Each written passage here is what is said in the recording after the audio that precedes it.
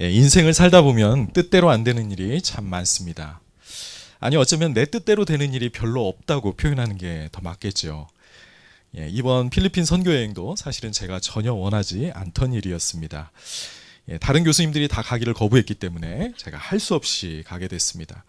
사실 방학 때 할 일이 너무 많고 또 제가 교회도 여기로 옮겼잖아요. 그래서 적응도 해야 되는데 이 얼마 안 되는 이 방학 기간에 열 하루를 여기에 쓴다는 것이 전혀 내키지를 않았습니다. 사실 지금까지의 제 인생을 돌아보고 또 제가 해온 사역을 돌아보아도 사실 제 뜻대로 된 일이 별로 없어요. 교회 사역은 대부분 리더들의 생각을 따라 주었고요. 또 다른 동료 사역자들의 생각을 따라야만 했습니다. 자, 여러분 그렇다면 제 뜻대로 안 되고 또 다른 사람의 뜻대로 되었다고 해서 큰 문제가 있었을까요? 또 그렇지도 않습니다. 오히려 더 잘된 경우가 많았어요. 내 뜻대로 안 돼서 참 다행이다. 오늘 살펴볼 바울도 전혀 원하지 않는 여행길에 오르는 모습을 봅니다. 바울은 그 과정에서 엄청난 고난을 겪게 되죠. 그렇지만 그 가운데 하나님의 놀라운 뜻이 숨어 있었던 것을 보게 됩니다. 저는 오늘 내 뜻대로 안 돼도라는 제목으로 하나님의 말씀을 나누려고 합니다. 앞으로 우리가 살아가는 인생길에서 또 앞으로 이루어지는 여러분의 그 교회 생활 속에서도 아마 많은 일들이 내 뜻대로 되지는 않을 거예요. 그렇지만 우주 만물을 다스리시는 하나님은 이런 일들을 통해서도 자신의 선하신 뜻을 이루어 가신다는 사실을 우리가 배우기를 원합니다. 사도행전 27장 9절에서 26절까지 먼저 한번 같이 읽어보도록 하겠습니다. 좀 길지만 저와 같이 교독하시면서 일단 한번 읽어보겠습니다. 제가 먼저 읽겠습니다. 여러 날이 걸려 금식하는 절기가 이미 지났으므로 항해하기가 위태한지라 바울이 그들을 권하여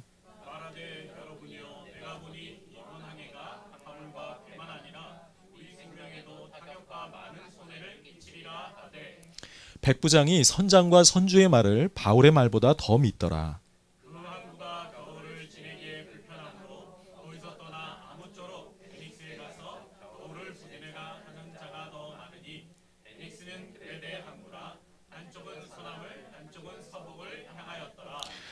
남풍이 순하게 불매 그들이 뜻을 이룬 줄 알고 닻을 감아 그레데 해변을 끼고 항해하더니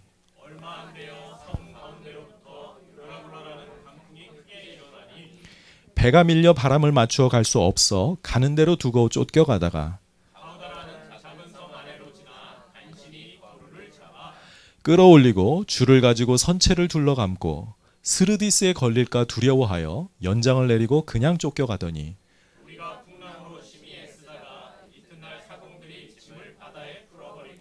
사흘째 되는 날에 배의 기구를 그들의 손으로 내버리니라.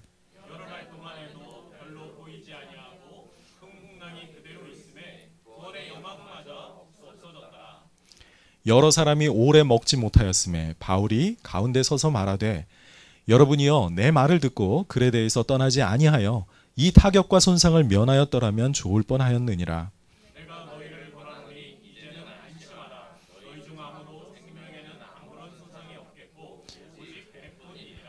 내가 속한 바 내가 섬기는 하나님의 사자가 어젯밤에 내 곁에 서서 말하되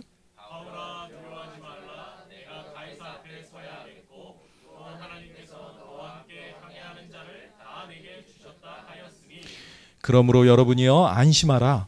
나는 내게 말씀하신 그대로 되리라고 하나님을 믿노라. 그런즉 우리가 반드시 한 섬에 걸리리라 하더라. 아멘.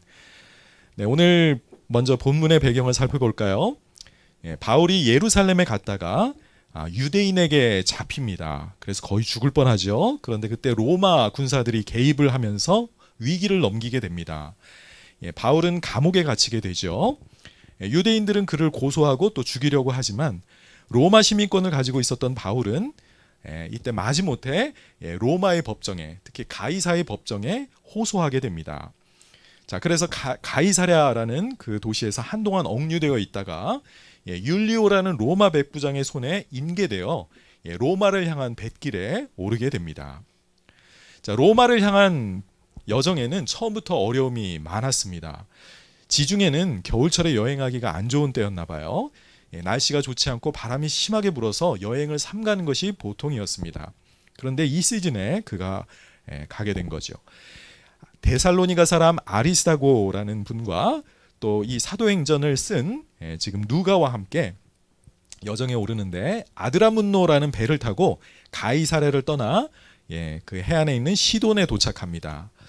자, 이때 바울을 지금 데리고 가고 있는 이 백부장 율리오가 바울을 선대했다고 해요. 그래서 거기 시돈에서 친구들을 만나 필요한 물품을 얻도록 편의를 제공해 줍니다.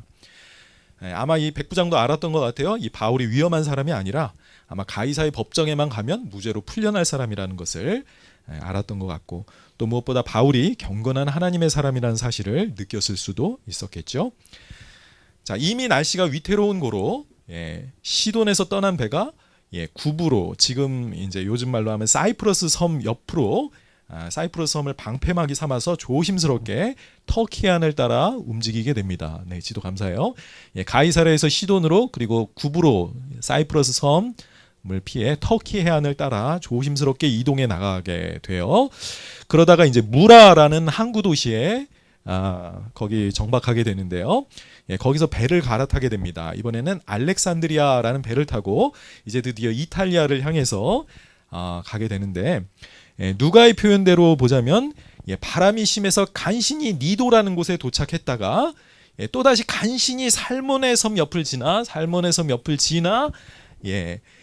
미항이라는 곳에, 라세아시 앞에 있는 미항이라는 곳에 그가 도착했다고 합니다.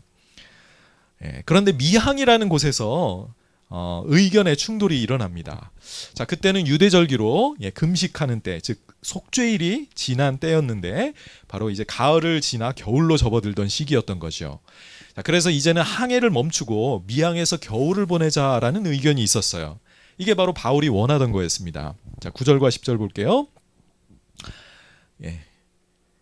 다음. 여러 날이 걸려 금식하는 절기가 이미 지났으므로 항해하기가 위태한지라 바울이 그들을 권하여 말하되, 여러분이여, 내가 보니 이번 항해가 하물과 배만 아니라 우리 생명에도 타격과 많은 손해를 끼치리라고 말합니다. 자, 바울은 여행을 많이 해본 사람으로서 그때가 아주 위험한 시기라는 것을 알았던 거죠. 그래서 배와 기물까지 파괴될 것이고 심지어 생명도 위태로울 것이다 라고 경고합니다. 자, 그런데 선장과 선원들의 의견이 달랐어요. 자, 그들은 미항보다는 좀 더 큰 도시인 베닉스라는 곳까지 가서 겨울을 나기를 원했던 겁니다. 12절을 보시면, 그 항구가 겨울을 지내기에 불편하므로 미항이 거기서 떠나 아무쪼록 베닉스에 가서 겨울을 지내자 하는 자가 더 많으니, 베닉스는 그레데의 항구였어요. 한쪽으로는 서남, 한쪽으로는 서북을 향해 열려있는 그런 항구 도시였습니다. 자, 선원들은 뭐예요? 비록 위험하더라도 좀 며칠만 더 가서 더 쾌적하게 겨울을 보낼 수 있는 그런 베닉스로 가자는 거였습니다. 자, 여기에 대한 결정권이 로마 백부장에게 있었어요. 자, 그런데 그는 누구의 말을 따랐을까요? 바울의 말보다 선장의 말을 더 따릅니다. 상식과 경험에 근거한 판단이었죠. 자, 그래서 11절에 보시면 백부장이 선장과 선주의 말을 바울의 말보다 더 믿더라라고 합니다. 자, 그런데 마침 그때 남풍이 순하게 불었대요. 그레데항 그 남쪽에서 살짝 남풍이 부니까 선원들은 야, 이거 봐라, 이게 우리 가기 괜찮지 않냐 하고서 배를 띄웁니다. 순하게 불매 그들이 뜻을 이룬 줄 알고 닻을 감아 그레데 해변을 끼고 항해에 갔습니다. 자, 이렇게 해서 바울은 자신의 뜻과 다른 그런 여정에 오르게 되는 거죠. 죄수의 신분으로 자기 몸이 묶여 있기 때문에 어쩔 수 없이 남의 처분대로 움직여야만 하는 처지였습니다. 자, 여러분도 혹시 여러분이 원치 않는 곳으로 끌려간 적이 있습니까? 나와 함께한 사람들이 나와 의견이 달라서 결국 그 사람들의 의견대로 끌려갈 수밖에 없었던 적이 있나요? 자, 내 생각에 이 결정은 좋지 않은 것 같아요. 이러면 이거 큰 손해가 날 것 같은데, 그러면 더더욱 가기 싫겠죠?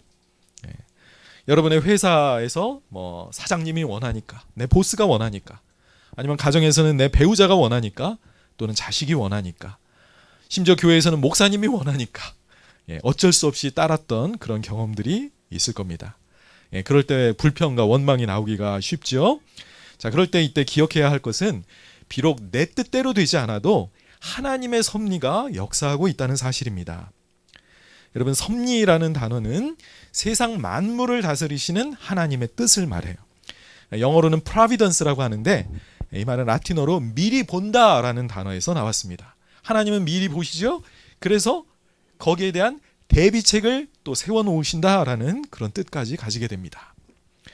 자, 예수님은 베드로에게 거의 마지막으로 하신 말씀이 이것입니다. 요한복음 21장 18절을 보면 내가 진실로 진실로 내게 이르노니 내가 젊어서는 스스로 띠띠고 원하는 곳으로 다녔거니와 늙어서는 내 팔을 벌리리니 남이 내게 띠띠우고 원하지 않는 곳으로 데려가리라 그랬어요. 여러분, 유대 사회에서 띠를 띈다는 것은 활동할 채비를 갖춘다는 뜻입니다. 옛날 옷은 헐렁해서 이불로도 썼잖아요. 그래서 이제 나갈 때는 반드시 벨트를 맨 거죠. 띠를 띠고 나갔습니다. 자, 베드로가 젊었을 때는 마음대로 띠띠고 어디든 갈 수 있었죠. 그런데 나이가 들게 되면 상황이 달라집니다. 이제는 남이 그에게 띠를 띠우고, 즉 아마도 주 예수의 신분으로 원치 않는 곳으로 그를 데려가게 될 것이다 라는 거죠. 누군가에게 구속되어서 자기의 자유롭지 못한 그런 삶을 살게 될 것을 말씀하고 있습니다. 자, 그런데 여러분, 베드로가 젊고 또 자유롭게 다닐 때보다 나이 들어 자신이 원치 않는 곳으로 갈 때 더 많은 사역의 열매를 맺었다는 사실을 아십니까? 자, 복음서에 나타난 베드로는 실수투성이지요. 주님의 말을 알아듣지 못할 때도 있었고 너무 성급하게 행동하다가 책망받을 때도 많습니다. 그런데 사도행전을 보면 베드로의 모습이 다르죠. 정말 예수님의 수제자다운 모습으로 나타납니다. 그의 이름처럼 교회의 반석으로 그는 믿음직스러운 지도자의 모습으로 교회를 섬기는 모습을 봅니다. 무엇이 달라진 걸까요?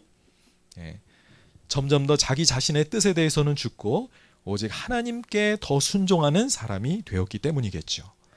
자, 지금 우리가 보고 있는 바울도 말년에 베드로와 비슷한 상황이 되었습니다. 주 예수의 신분으로 묶여서 자기가 원치 않는 곳으로 끌려갑니다. 그런데 바로 거기에 하나님의 섭리가 있었다는 거지요. 저도 그렇게 억지로 필리핀 선교에 동참하게 되었지만 막상 가보니 제가 가야만 했던 이유를 알겠더라고요. 10대, 20대의 그 신학생 전도사들이 아주 많이 참석을 했습니다. 평소보다 더 많이 왔고요. 한국에서 온 신학 교수의 그 가르침을 너무나도 사모하는 심정으로 잘 받아들이는 모습을 보았습니다. 전에 가르쳤던 그런 목회자들은 이제 또 중진 목회자가 돼서 또 새로운 청년들을 그곳에 데리고 왔었어요. 영어가 제가 말했듯이 장애물이었지만 자기들도 못한다 그러면서 저를 위로해주고 발음이 너무 좋으시다고 칭찬해 주시니까 제가 힘이 났었습니다. 그래서 비교적 무난하게 가르침을 잘 감당할 수 있었어요. 그러나 하나님이 저를 위해 준비하신 더 큰 은혜는 따로 있었습니다. 제가 가기 전에 할 일이 너무 많아서 마음이 분주하고 초조했었습니다. 불안과 염려가 가득했던 거죠. 그런 와중에 막 필리핀에 또 가라고 하니까 막 짜증까지 났던 겁니다. 불만이 가득했던 거예요. 지난주에 말씀드린 것처럼 근데 그곳에서 하나님은 제가 가지고 있던 문제를 보게 하셨던 거죠. 그 밤에 참 괴로웠는데 그 다음날 아침에 우리 선교사님의 말씀을 들으면서 내가 무엇 때문에 그렇게 힘들었는지 하나님이 알게 해주셨습니다. 그 원인을 아니까 그 해결책도 보였던 것입니다. 자, 어제 제가 오래간만에 그 박사과정 학생하고 통화를 했어요. 그래서 뭐 이런저런 얘기를 하고 학교에서 이런저런 것이 갈 테니 그런 준비를 해라.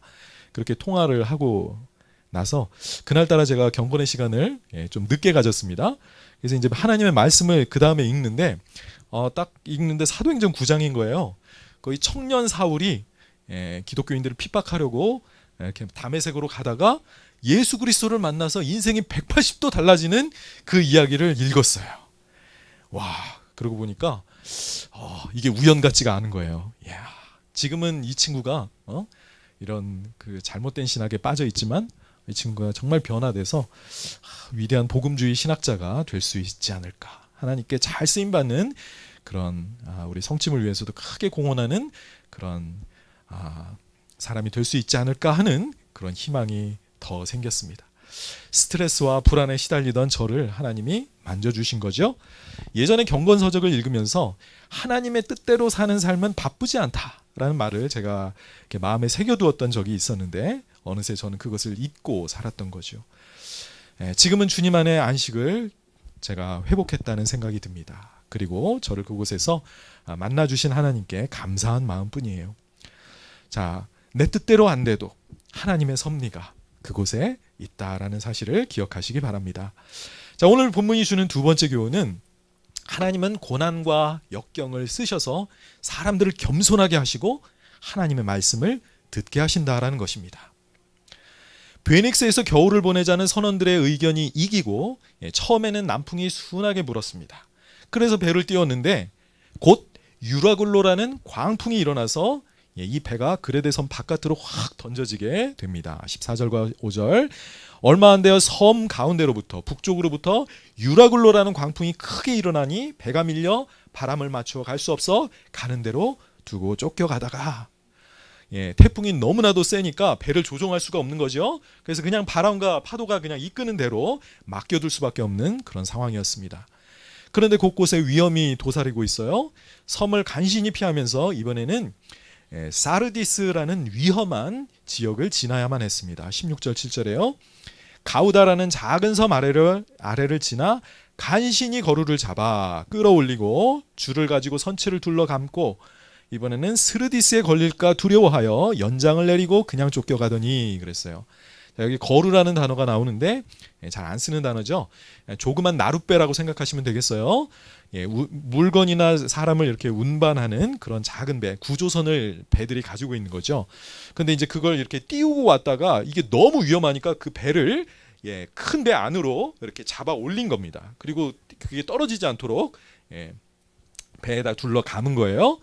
자, 그 다음에는 그렇게 해서 가우다라는 섬을 이렇게 또 피해 갔는데 이번에는 스르디스라는 곳에 걸릴까봐 두려워한 겁니다. 스르디스는 배들의 무덤이라고 불리우는 아주 두려운 곳이었다고 해요. 아마 뭐 물길이 이렇게 아주 세차게 지나가는 그런 위험한 모래톱이었다고 합니다. 그래서 거기에 걸리지 않도록 연장을 내려서 배를 조금이라도 아주 조심스럽게 이렇게 속도를 늦추면서 겨우 그 스르디스 지역을 빠져나왔다는 거죠. 이렇게 생명이 위태로운 그런 지경을 겨우 모면한 겁니다. 그런데도 태풍은 여전히 멈추지 않고 계속되고 있는 거예요. 상황이 더욱 절망적으로 변해서 선원들은 배에 있는 물건들을 이제 막 던지기 시작합니다. 18절과 9절에요. 우리가 풍랑으로 심히 애쓰다가 이튿날 사공들이 짐을 바다에 풀어버리고 이 화물선이었는데 무역을 위해 가져왔던 그 물건들을 막 바다에 던집니다. 사흘째 되는 날에는 이번엔 배의 기구를 그들의 손으로 내버리니라. 선원들이 배의 도구들을 이거 필요한 거 아닙니까? 그것까지도 막 바깥에 다 배를 가볍게 하려고 던지는 거예요. 목숨을 건지는 것이 가장 우선이었기 때문에 이제는 물건의 가치는 따질 경황이 없었습니다. 그런데도 태풍은 잠잠하지 않습니다. 그래서 20절 마지막에 여러 날 동안 해도 별도 보이지 아니하고 큰 풍랑이 그대로 있음에 구원의 여망마저 없어졌더라 그럽니다. 그들은 결국 이제 좌절할 수밖에 없었어요. 우리는 이제는 다 끝났다. 이제는 살아날 그런 희망이 없다라고 생각한 거죠. 완전히 인생의 벼랑 끝에 이 배에 탄 사람들이 몰리게 된 것입니다. 여러분, 그런데 바울이 탄 배인데 이거 하나님 너무 하신다는 생각 들지 않습니까? 하나님께서 바울이 탄 이런 배에 이렇게 심한 시련을 주신다는 사실이 이상할 수 있죠. 여기에 무슨 하나님의 크신 뜻이 있었을까요? 네, 그렇습니다. 있었어요. 다음 구절에서 광풍 속에 있는 하나님의 섭리를 깨닫게 되는데요. 바울은 분명히 하나님께 기도하면서 간절히 이 폭풍이 잠잠해지기를 바랬을 거예요. 그런데 그때 하나님의 천사가 그에게 나타나서 구원의 메시지를 전달합니다. 그리고 바울은 그 소식을 사람들 앞에 알리죠. 21절입니다. 여러 사람이 오래 먹지 못하였음에 바울이 가운데 서서 말하되 여러분이여 내 말을 듣고 그레데에서 떠나지 아니하여 이 타격과 손상을 면하였더라면 좋을 뻔하였느니라.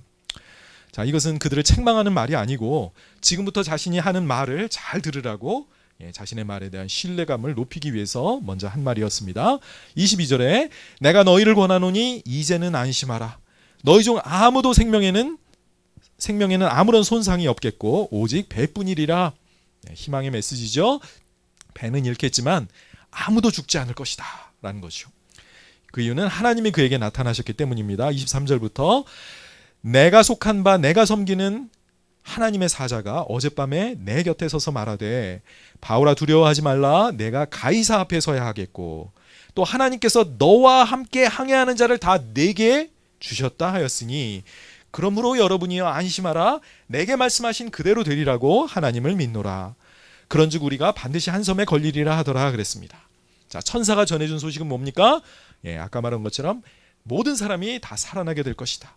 배는 잃어버려도 죽는 사람 없을 것이다 라는 것이고 마지막에 어떤 섬에 우리가 걸리게 될 것이다 라고 말합니다. 자, 특별히 24절 말씀을 보면 하나님이 왜 유라굴로라는 광풍을 허락하셨는지 짐작하게 돼요. 하나님께는 두 가지 목적이 있었습니다. 하나는 바울이 가이사 앞에 서는 것이었어요. 자, 하나님은 바울이 로마의 황제인 가이사 앞에 서서 복음을 증언하기를 원하셨습니다. 그 목적이 이루어지려면 바울은 반드시 살아야 되겠죠. 자, 당시 세계를 지배하던 로마 제국의 최고 우두머리인 가이사가 예수님에 대한 소식을 하나님은 꼭 듣기를 원했습니다. 왜냐하면 그의 제국 안에 수많은 사람들이 지금 기독교를 믿고 있고 그래서 그가 통치자로서 그 기독교에 대해서 이해하는 것이 꼭 필요했기 때문이에요. 비록 그가 믿든 또는 믿지 않든 하나님은 그에게 복음을 들을 수 있는 기회를 주시기를 원했던 겁니다.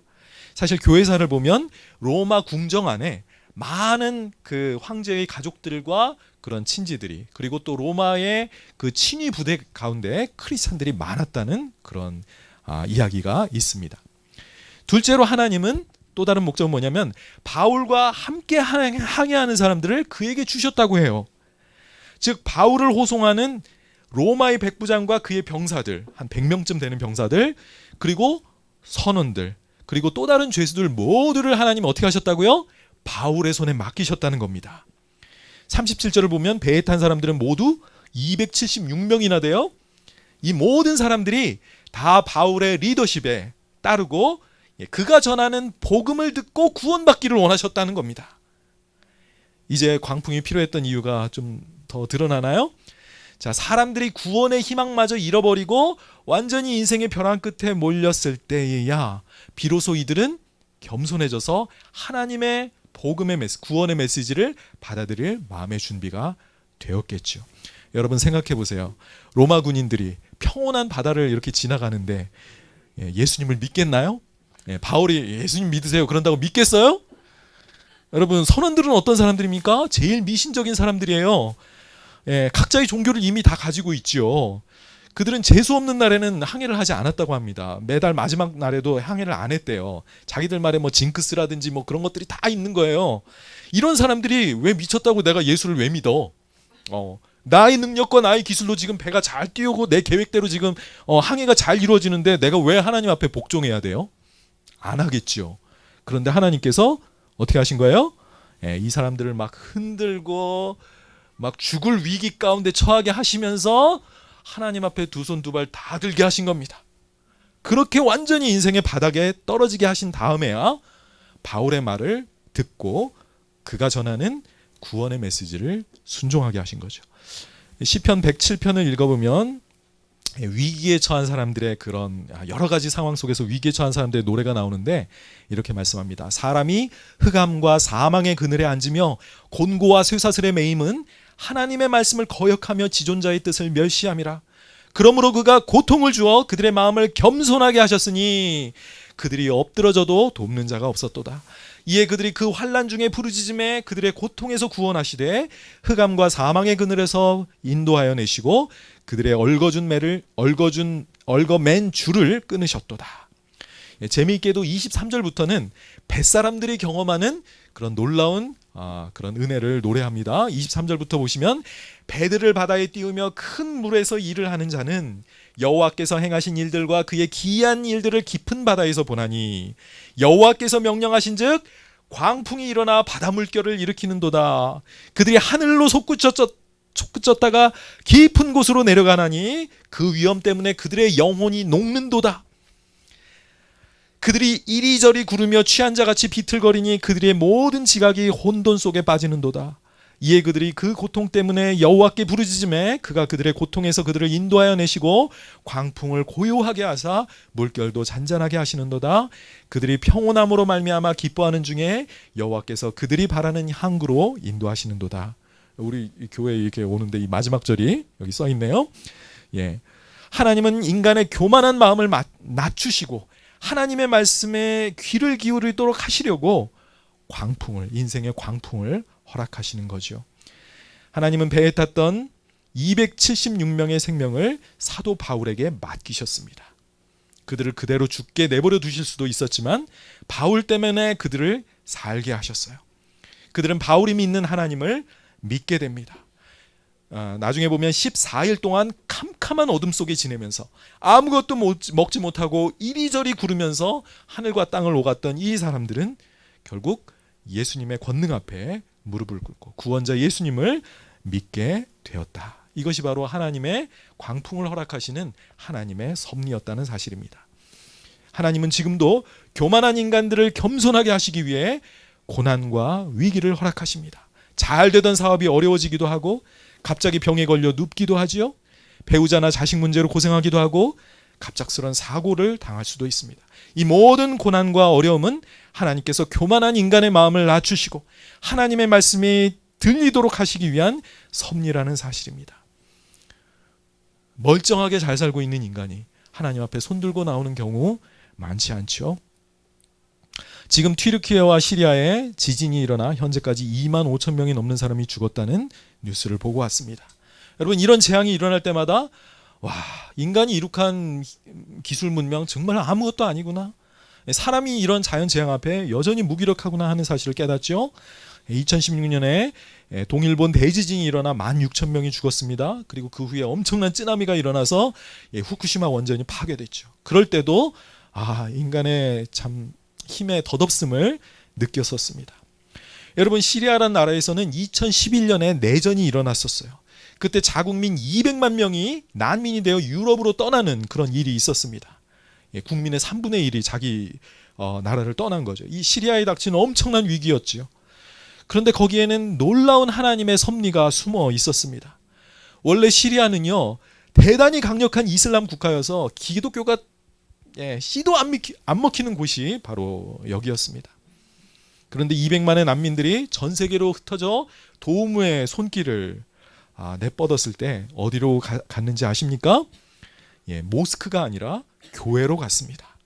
해외에 있는 모스크에서는 이 시리아 난민들을 받아주지 않았다고 해요. 자기들도 위태로워질까봐 이 또 이슬람 사람들을 받아주면 나라에서 밉보일까봐 도와주지 않았다고 합니다. 그런데 교회가 그들을 향해 손을 벌리고 문을 열어주었어요. 그들을 맞아주고 먹을 것과 입을 것을 베풀어 주었다고 합니다. 당연히 이런 사역으로 인해 시리아 사람들 가운데 주님께로 돌아오는 사람들이 많이 생겨나게 되었던 거지요. 내전을 통해 그 나라를 흔드시고 거기에 인간의 생각으로는 도저히 들어갈 수 없었던 복음이 그 나라 사람들에게 퍼지게 하셨던 겁니다. 아마 이번에 일어났던 이 어마어마한 재앙도 우연이 아니겠죠. 우리는 다 미처 알지 못하지만 거기에만 숨어있는 하나님의 섭리가 있을 것입니다. 여러분, 하나님은 지금도 우리 주위의 사람들을 흔들어서 깨우고 있습니다. 그들에게 위기감을 주시고 자신이 아무것도 아님을, 인생을 돌아보고 겸손해져서 하나님을 경외하도록 하시기 위해 하나님은 지금도 여러 불행과 역경을 허락하고 계신 것입니다. 우리는 주위에서 이런 일들을 경험하고 있는 사람들을 잘 보고 그들을 도와줄 수 있는 준비를 해야 되겠죠. 물질적으로 뿐만 아니라 우리 생명의 복음을 들고 가서 그들 영원한 그런 구원으로 인도해 줄 수 있어야 되겠습니다. 자, 세 번째로 오늘 본문이 주는 교훈은 하나님은 자기 종의 권위를 높이셔서 그의 말을 듣게 하시는 것을 또한 보게 됩니다. 자, 배에 탄 사람들을 구원하기 원하신 하나님은 광풍으로 그들을 겸손하게 하셨을 뿐만 아니라 이제는 하나님의 종 바울을 존귀하게 하셔서 그의 말이 들리게 하시는 거예요. 여러분, 원래 배에서 제일 권세 있는 사람이 누구겠어요? 선장이죠? 그런데 그의 권위는 바닥으로 이미 떨어졌습니다. 태풍이 일어날 거를 예상을 했어야 되는데 그렇지 못하고 수많은 사람들을 지금 사지로 내몰았잖아요. 선장의 말을 누가 듣겠습니까? 또 다른 권력자는 백부장이었겠죠. 그의 수하에 100명의 군사들이 쫙쫙 움직입니다. 그런데 그의 군사력은 배 위에서는 별로 소용이 없어요. 그리고 그의 지도력에 치명상을 입었습니다. 왜요? 바울의 말을 안 듣고 선장의 말을 들음으로 잘못된 선택을 내렸기 때문입니다. 이 위기 속에서 바울은 오히려 사람들의 신뢰를 얻습니다. 그의 말은 처음에 무시당했어요. 그런데 시간이 지나고 보니까 그의 말이 옳았어요. 바울에 대한 신뢰는 점점 높아져 갑니다.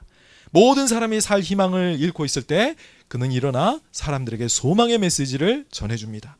하나님의 천사가 전해준 소식으로 사람들을 위로하고 그들에게 살아날 수 있는 길을 제시합니다.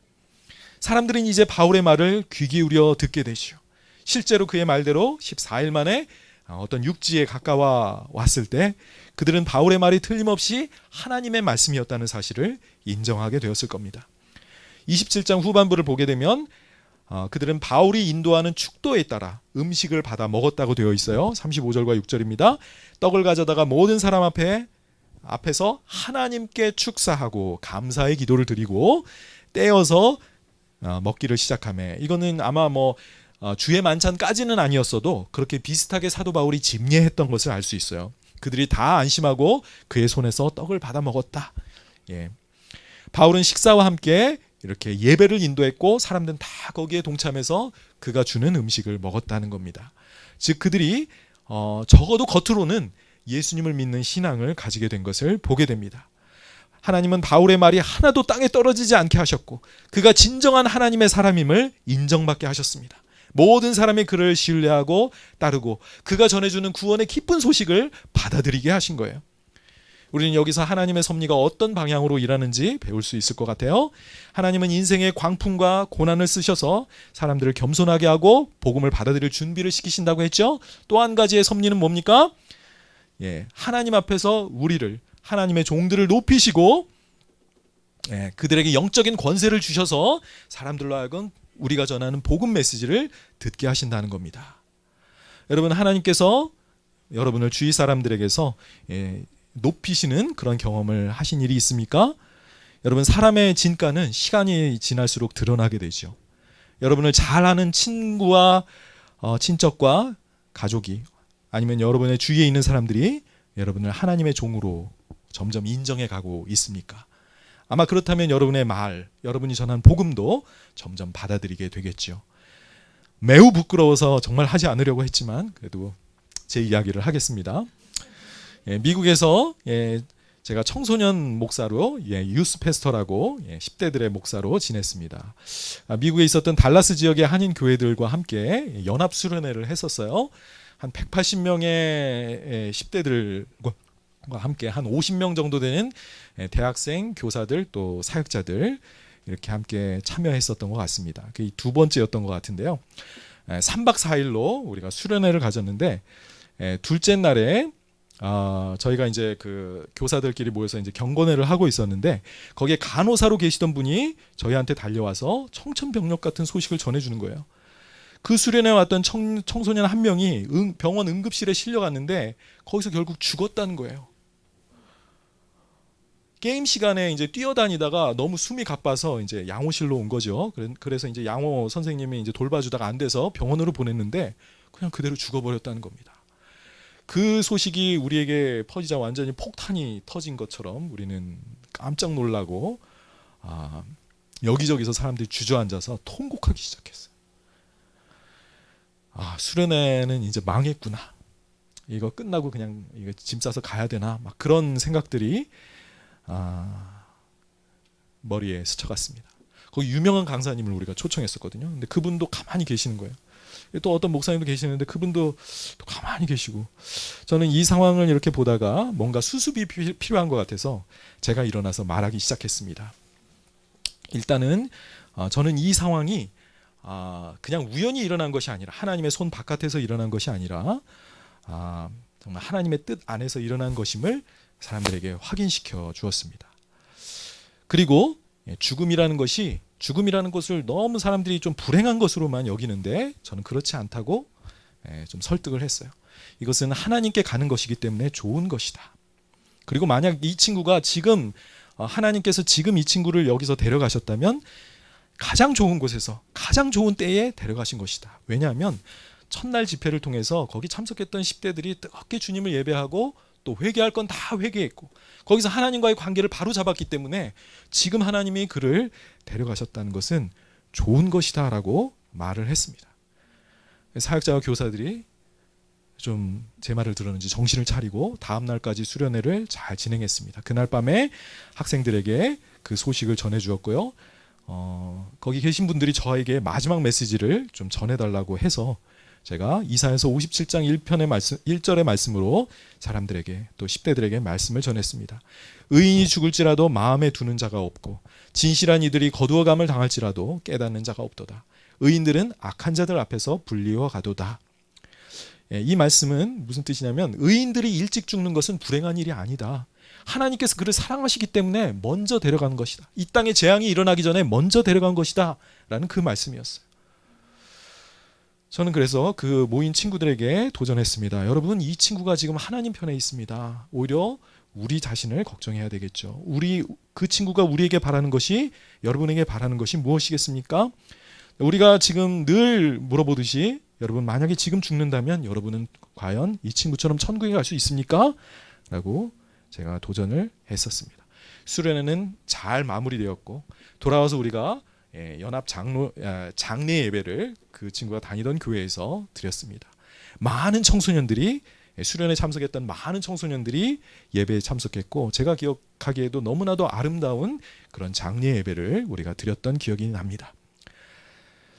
여러분, 세상은 고통과 위기 속에 있습니다. 하나님은 계속 그들을 흔들면서 겸손해지라고, 내 말을 들으라고 그들 가운데 역사하고 있습니다. 그럴 때 이제는 하나님의 말씀을 들려줄, 그들을 위로하고 그들에게 구원의 소망을 줄 메신저들이 필요합니다. 내가 왜 이 고난을 당하고 있고 여기에서 어떻게 구원받을 수 있는지 해석해줄, 설명해줄 하나님의 사람들이 필요합니다. 여러분, 하나님께 쓰임받는 자가 되기 위해서 우리가 노력해야 할 것이 있습니다. 자, 바울이 하나님 앞에 존귀한 자가 되고 그들을 구원할 수 있었던 것은 그가 하나님께 받은 말씀이 있었기 때문입니다. 그는 하나님과 친밀한 사람이었고 그가 기도하면 하나님이 그에게 응답하셨어요. 바로 여기에 영적인 권세의 비결이 있었습니다. 여러분, 우리는 얼마나 하나님과 친밀하게 또 깊이 교제하고 있습니까? 여러분, 하나님의 음성을 들었던 때가 언제입니까? 하나님께서 내 삶에서 일하고 계신 것을 언제 체험하셨습니까? 자, 이번에 필리핀 목회자 학교가 열렸던 그 리조트가 크리스천이 운영하는 곳이었어요. 그래서 곳곳에 하나님의 말씀에 팻말이 붙어 있었는데 제 마음에 그 중에서도 제일 다가왔던 말씀은 예레미야 33장 3절 말씀입니다. 우리 같이 한번 읽어보겠습니다. 너는 내게 부르짖으라 내가 네게 응답하겠고 내가 알지 못하는 크고 은밀한 일을 내게 보이리라. 여러분, 우리가 하나님께 부르짖고 찾으면 하나님은 우리가 지금까지 전혀 몰랐던, 여태까지 상상하지 못했던 놀라운 일들을, 놀라운 계획을 우리에게 보여주시겠다고 약속하십니다. 여러분, 우리는 얼마나 하나님을 찾고 있나요? 하나님께 부르짖고 있나요? 하나님과 나만이 아는 그 놀라운 영적 체험을 여러분 해보시기를 바랍니다. 바로 그럴 때 우리는 하나님의 권세를 덧입고 사람들 앞에 전할 메시지를 가지게 될 것입니다. 저는 오늘 내 뜻대로 안 돼도라는 제목으로 하나님의 말씀을 전했습니다. 인생은 내 뜻대로 되지 않지요? 억지로 끌려갈 때가 많지만 그러나 그럴 때도 하나님의 섭리는 역사하고 있음을 믿어야겠습니다. 여러분, 인생 가운데 닥치는 환난과 고통, 이 모든 것은 우연이 아니라 하나님께서 완고한 사람들의 마음을 깨뜨리시고 겸손하게 하셔서 복음을 들을 준비를 갖추시는 일임을 우리가 기억해야 되겠습니다. 마지막으로 하나님은 그렇게 마음이 낮아진 사람들 앞에 우리를 세우셔서 그들에게 복음을 듣고 구원받게 하신다는 사실을 살펴보았습니다. 여러분, 인생은 마치 항해와 같지 않습니까? 어떤 위험이 우리에게 닥칠지 모릅니다. 그러나 하나님은 우리와 함께 하시고 우리를 쓰셔서 사람들을 구원하기를 원하십니다. 나와 함께한 모든 사람들을 내 손에 붙여주시는 것입니다. 나를 통해 그들이 구원받을 수 있게 인도하시는 것이요. 여러분, 그렇게 하나님이 쓰시기에 합당한 그릇이 되도록 우리 자신을 다시 한번 하나님께 드리고 하나님께 더 가까이 나아가는 저희가 될 수 있기를 바랍니다. 기도하시겠습니다.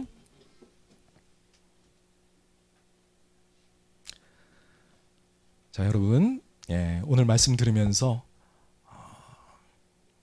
여러 가지 우리가 경험했던 많은 시련들, 고난들 여러분 한번 떠올려 보시기 바랍니다. 그것이 우연이 아니었고 그 가운데 하나님의 섭리가 있었음을 기억해 보시기 바랍니다. 그런 고난은 나만 당하는 것이 아니라 내 주위에 있는 사람들이 지금 당하고 있습니다. 여러분, 그들에게 위로해 줄 말이 있습니까? 하나님께 받은 메시지가 있습니까? 아니, 분명히 있습니다. 우리는 구원의 기쁜 소식, 우리에게 보내주신 귀한 구원자 예수 그리스도를 전할 기회입니다.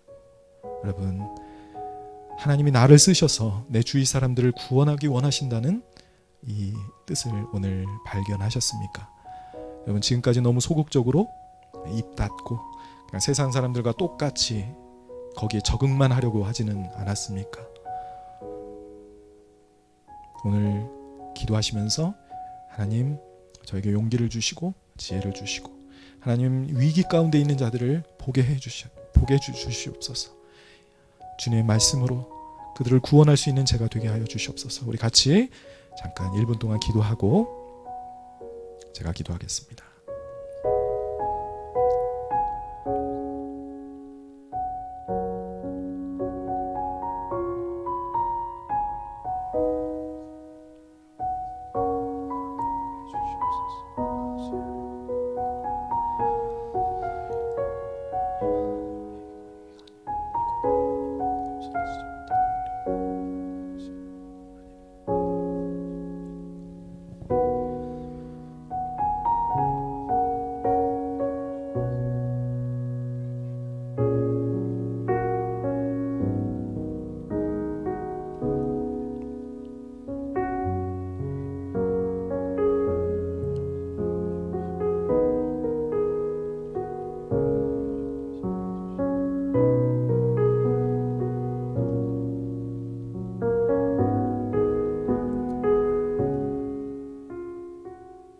살아계신 아버지 하나님, 오늘 메시지를 들으면서 내 뜻대로 되지 않는 일과 인생의 많은 광풍이 하나님의 섭리임을 저희가 배웠습니다. 그 가운데서 또한 나를 쓰시기 원하시는 하나님의 계획을 보았습니다. 아버지 하나님, 지혜를 주시고 긍휼의 마음 주시고 위기에 처한 사람들을 도와줄 수 있는 그런 용기와 그런 능력을 우리에게 허락해 주시옵소서.